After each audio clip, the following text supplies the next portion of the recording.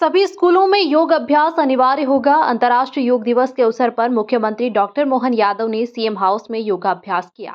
इस दौरान CM doctor Mohan Yadav ने कहा कि आज से श्री अन्न संवर्धन अभियान की शुरुआत कर रहे हैं। 10 साल पहले संयुक्त राष्ट्र में प्रस्ताव रखा था योग से निरोग, जो प्रस्ताव पारित हुआ। योग मतलब आत्मा और लोगों से जुड़ाव।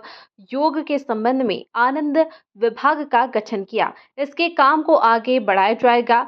11 नवीन आयुर्वेदिक कॉलेज खोले जा रहे हैं। मोटे अनाज की खेती को प्रोत्साहित किया जाएगा। हाल ही में पीएम ने किसानों को प्रोत्साहन देने के लिए एमएसपी में बढ़ोतरी की है। इससे भी किसानों को प्रोत्साहन मिलेगा। हमने एमपी के स्कूलों में योग को अनिवार्य किया है।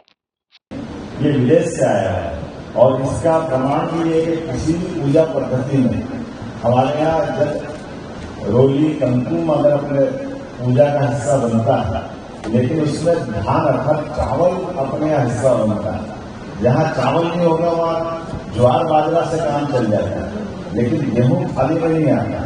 इसका मतलब हमारा प्राचीन अन्न हमारा अपना श्री अन्न है, जिसके आधार पर हमारी प्रत्येक विधि विधान से सिर माथे पर लगाने की परंपरा से लगाकर पूजा विधि भी उसी से संपन्न होती है। इसलिए इस बात को हम सब जानना है और खास करके योग के मामले में दो महान हमारे इस देश की संस्कृति में है।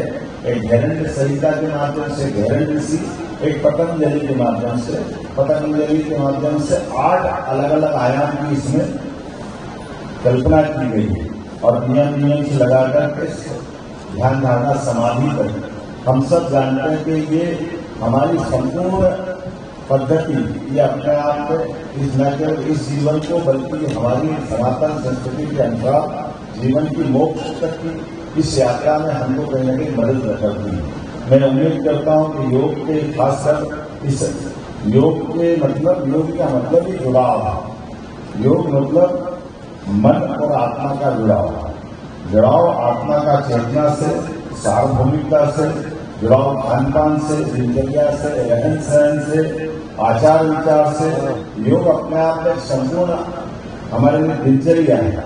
मैं उम्मीद करता हूं जिस प्रकार से मध्य प्रदेश सरकार ने पिछले समय से योग आयोग का गठन किया, योग के संबंध में हमने काफी ज्यादा एक आनंद विभाग तक की अपनी मंत्रालय की हमारे पूर्व मुख्यमंत्री श्रीमान सिद्धार्थ हमने भी प्रयास किया है कि इस आनंद विभाग के काम को और बढ़ाया जाए। साथ ही साथ आयुर्वेद की दृष्टि से हमारी सरकार बनने के बाद आयुर्वेद को लेकर के 11 नवीन आयुर्वेदिक महाविद्यालय प्रदेश में खोलने का पहली बार ये इतने बड़े स्तर पर पूरे देश का निर्णय रहा है कि 11 मेडिकल आयुर्वेदिक कॉलेज हमारे द्वारा खोले जा रहे हैं, जिसके माध्यम से जो हमारी अपनी वन संपदा क्षेत्र की विशेषता और खास करके आयुर्वेद के क्षेत्र में भारत में मध्य प्रदेश की भूमिका बड़े पैमाने पर आ रही है। इसी के साथ साथ कोदोपुर की आपकी जानकारी में हमारी सरकार के गठन के तुरंत बाद हमने हमारी पहली कैबिनेट भी जबलपुर में रानी दुर्गावती के माध्यम से रानी अवंतीबाई के नाम से हमने कैबिनेट की थी